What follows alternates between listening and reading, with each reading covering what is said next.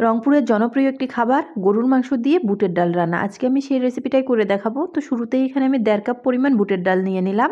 আর ডালটাকে খুব ভালো করে প্রথমে পরিষ্কার করে নিচ্ছি। পরিষ্কার করে নেওয়া হয়ে গেলে যেহেতু বুটের ডালটা সিদ্ধ হতে একটু সময় লাগে, এই জন্য আমি কুকারে দিয়ে দিচ্ছি। তো কুকারে দিয়ে এটা সিদ্ধ হতে থাক, এদিকে আমি মাংসটা রেডি করে নিব। 2 কাপ পরিমাণ পানি এবং স্বাদ মতো একটুখানি লবণ দিয়ে এটাকে আমি চুলায় বসিয়ে দিচ্ছি। আর এদিকে মাংসটা রেডি করে নিব। এর জন্য প্রথমেই মাংসটাকে খুব ভালো করে পরিষ্কার করে নিয়েছি। আর এখানে আমি হাতে মেখে রান্না করব। আজকে রান্নাটা যাতে একটু তাড়াতাড়ি হয়ে যায়, প্যানে দিয়ে দিচ্ছি মাংসগুলোকে শুরুতেই। তার সাথে আমি এখানে অ্যাড করে দিচ্ছি বড় সাইজের 3টা পেঁয়াজ কুচি, আর এখানে 1 টেবিল চামচ করে আদা বাটা, রসুন বাটা, জিরে বাটা, স্বাদ অনুযায়ী লবণ, মরিচের গুঁড়া 1 টেবিল চামচ আর হলুদের গুঁড়া 1 টেবিল চামচ, দারুচিনি, লবঙ্গ, সাদা এলাচি পরিমাণ মতো দিয়ে দিয়েছি। তারপরে এখানে আমি দিয়ে দিচ্ছি রান্নার তেল 1/3 কাপ। খুব ভালো করে মাংসের সাথে মশলাটাকে মেখে নিব। মাখানোর কাজটা একটু ভালো করেই করব, তবে এই রান্নাটা চাইলে কিন্তু কষিয়েও করে নেওয়া যায়। তবে আমার কাছে মনে হচ্ছিল যে যেটা করলে আর কি তাড়াতাড়ি রান্নাটা করে নিতে পারবো, এজন্য আমি মেখেই নিয়েছি।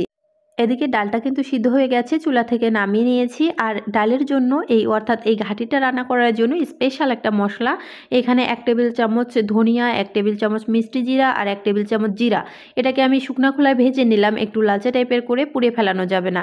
তারপর মাংসটা চুলায় বসিয়ে দিয়ে মশলাটা গুঁড়া করে 1 টেবিল চামচ দিয়ে দিলাম। এতে করে না সুন্দর একটা ফ্লেভার হয়, বিশেষ করে এই ঘাটি রান্নার ক্ষেত্রে এটা আমরা দিয়ে থাকি, তাতে করে ফ্লেভারটা ভালো আসে। যাই হোক, এবার নেড়েচেড়ে মশলার সাথে মাংসটাকে বেশ কিছুক্ষণ কষিয়ে নেব। শুরুতে কিন্তু আমি কোনো পানি অ্যাড করিনি। মাংস থেকেই যে পানিটা উঠে এসছে এটা দিয়েই একবারে পানি শুকিয়ে কষিয়ে নিয়েছি। তারপর এখানে 1.5 কাপ পরিমাণ পানি দিয়ে দিলাম। এবার মাংসটাকে সিদ্ধ হওয়া পর্যন্ত অপেক্ষা করব। একেবারে 100% সিদ্ধ করার প্রয়োজন নেই। যখন দেখবেন যে সিদ্ধ হয়ে এসছে প্রায়, তখনই ডালটা অ্যাড করলেই হবে। যাই হোক, মাংসটা কষিয়ে নিতে থাকি। এদিকে কুকারের মুখটাও আমি খুলে দেখলাম, সুন্দরভাবে ডালটা সিদ্ধ হয়ে এসছে। এদিকে আমার মাংসটাও কিন্তু কষিয়ে নেওয়া হয়ে গেছে, অর্থাৎ সিদ্ধ প্রায় হয়ে এসছে। এ পর্যায়ে আমি ডালটা অ্যাড করে দিচ্ছি। বিশ্বাস করুন, আপনারা এভাবে খান কিনা জানি না, তবে একবার হলেও এভাবে ট্রাই করে দেখবেন। এটা খেতে অনেক ভালো লাগে। হ্যাঁ, তবে এই রেসিপিটা কিন্তু ডালটা একটু আস্ত টাইপের রেখেও মাংস দিয়ে বানিয়ে নেওয়া যায়। তবে আমি খেয়ে দেখেছি এবং রান্না করেও ওইটার থেকে এইটাই অনেক বেশি টেস্ট হয়, খেতে ভালো লাগে। তো এখন কুকারটা পরিষ্কার করে সামান্য একটু পানি দিয়ে দিলাম, 1 কাপের মতো হবে। এবার এই পানির সাথে ডাল মাংস খুব ভালো করে মিশিয়ে নিয়ে এটাকে কষিয়ে নিব। কষানোর কাজটা একটু ধৈর্য ধরে করতে হবে, অর্থাৎ খুব ভালো করেই কিন্তু কষিয়ে নিতে হবে। সো দেখতে পাচ্ছেন আমি কিন্তু কষিয়ে নিচ্ছি। এক পর্যায়ে ঢাকা দিয়ে ঢেকে দিয়েছিলাম 3-4 মিনিটের মতো। তারপর আবারও খুব ভালো করে ডালটাকে আমি কষিয়ে নিলাম। এরপর আমি রান্নার জন্য পানিটা অ্যাড করে দিচ্ছি। আর কোনো পানি অ্যাড করব না, এই পানিতে রান্নাটা করে নিব। তবে এখানে আমি গরম পানিটা অ্যাড করেছি। চাইলে নর্মাল পানিটাও দিতে পারেন, তবে গরম পানি দিলে আমার কাছে মনে হয় যে ভালো হয়।